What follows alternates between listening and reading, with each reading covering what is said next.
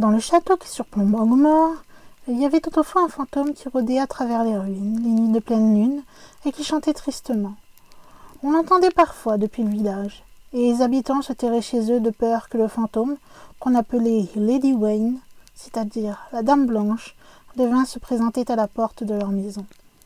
Et pourtant, cette Dame Blanche, on aurait bien voulu lui parler, puisqu'elle avait un secret. On savait en effet qu'elle était la gardienne du trésor qui était enfoui depuis des siècles dans les ruines du château.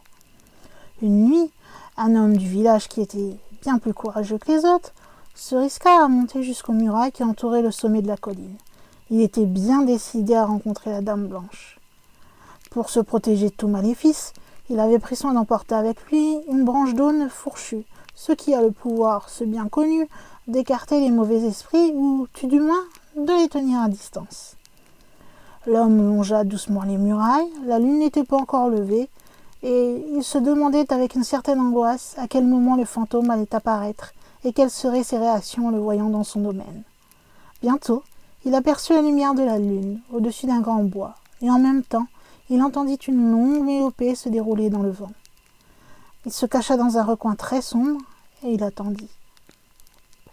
Bientôt, il aperçut la Dame Blanche qui semblait glisser lentement sur les pierres disjointes de la cour. Alors là, il n'hésita plus et il se présenta devant elle, tenant en sa main droit devant lui la branche d'aulne. La Dame Blanche s'arrêta, comme surprise, et le regarda. L'homme aussi fut surpris, puisqu'il pensait découvrir un visage horrible de fantôme. Au contraire, la Dame Blanche avait les traits d'une jeune fille d'une grande beauté, et son regard exprimait une grande douceur.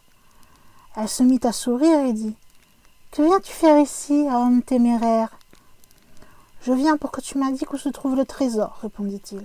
« Alors, suis-moi, » dit la Dame Blanche. Et toujours en glissant sur le sol, sa grande robe blanche frémissant dans le vent de la nuit, nimbée des rayons de la lune, elle s'en alla vers la vieille tour et y pénétra par une porte basse. Il faisait plus sombre dans la tour, et l'homme avait peine à distinguer ce qui s'y trouvait. « Vois cette dalle près de la cheminée, » dit la Dame Blanche. « Soulève-la, et tu trouveras ce que tu cherches. » L'homme, qui peu à peu commençait à s'habituer à l'obscurité, grâce à un peu de lumière qui pénétrait par une petite fenêtre à l'étage, distingua alors une grande dalle devant la cheminée. Il se précipita et tenta de la soulever, mais elle était si lourde qu'il mit longtemps à pouvoir la bouger. Avec patience, il commença par la lever de quelques pouces, et en y mettant quelques pierres pour la caler au fur et à mesure, il parvint enfin à l'écarter, découvrant ainsi une cavité qui lui semblait assez profonde. « Regarde à l'intérieur, » dit la Dame Blanche. Il se pencha et vit un chaudron qui était rempli de pièces d'or. Ébloui par cette découverte, il ne savait trop que faire. « Tu peux prendre la moitié de ce que contient le chaudron, » continua la Dame Blanche. « Puis laisse-en la moitié pour moi. Ainsi le partage sera équitable entre nous et tu pourras vivre comme bon te semblera. Mais souviens-toi de notre accord, la moitié pour chacun d'entre nous. » L'homme avait emporté, très préventif, un sac qui pouvait lui servir, et il eut vite fait de le remplir avec la moitié des pièces d'or qui se trouvaient dans le chaudron, comme la Dame Blanche lui avait demandé. Puis il se redressa et il voulut partir. « Attends, » dit la Dame Blanche, « il faut d'abord que tu remettes la dalle en place, afin que le trésor soit protégé. » L'homme se hâta donc d'obéir, et quand tout fut en ordre, il prit le sac, le mit sur son dos, ramassa sa branche d'aulne, et sans plus s'occuper de la Dame Blanche, il sortit de la tour et se précipita hors du château. Il revint ainsi à son logis le plus vite qu'il put, le cœur battant de peur rétrospective, mais aussi de la joie qu'il éprouvait d'avoir pu découvrir le trésor. Il passa le reste de la nuit à les compter. Il en avait tant qu'il pouvait être assuré d'être riche toute sa vie. Il faisait des projets, se disant qu'il achèterait une grande maison, qu'il aurait des domestiques, un beau cheval, et qu'il se marierait avec une fille de gentilhomme. Quand le jour fut levé, il cacha sa fortune dans une cavité près de sa cheminée. Et après avoir pris quelques pièces, il alla à la ville faire ses emplettes. Bien entendu, il ne souffla mot à personne de son aventure, car il n'avait nulle envie qu'on vînt le voler. Et la nuit suivante, il se remit à compter ses pièces d'or, comme s'il ne pouvait pas croire à la réalité de son heureuse fortune. Cependant, La semaine suivante, il pensa qu'il y avait autant d'or sous la dalle dans la tour du château. Il se disait même que cet or ne servait à rien à la Dame Blanche, puisqu'elle n'en avait pas besoin, vu que elle ne mangeait pas, ne buvait pas et ne dormait pas dans un bon lit. Et puis maintenant, il connaissait l'emplacement du chaudron.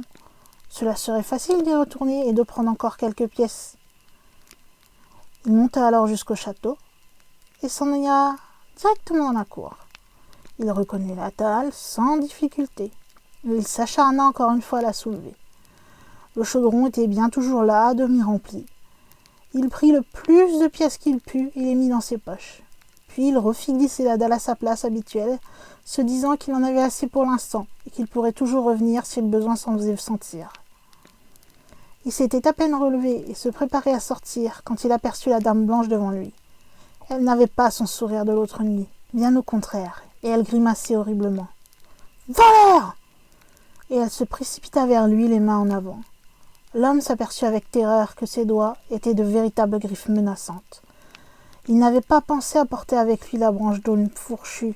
Aussi, la Dame Blanche le blessa douloureusement sur le corps et le visage et le laissa inanimé. Puis elle disparut dans la nuit. Quand l'homme reprit conscience, il faisait déjà jour. Il se souleva avec peine et vit que la cavité près de la cheminée ne contenait plus le chaudron. Il se tâta et s'aperçut que ses poches étaient vides. Il revint alors chez lui avec les plus grandes difficultés, car il était perclus de coups et couvert de blessures. Aussitôt arrivé dans sa demeure, il se coucha. Mais son mal ne fit qu'empirer, et ses voisins, inquiets de le voir ainsi, firent venir un médecin. Mais les remèdes furent malheureusement inefficaces. Quelques jours plus tard, l'homme mourut. Mais il avait eu le temps de confesser à ses voisins ce qui lui était arrivé, et comment son avidité avait été cause de sa maladie. C'est pourquoi dans le village, on appela cette maladie la vengeance de la Dame Blanche.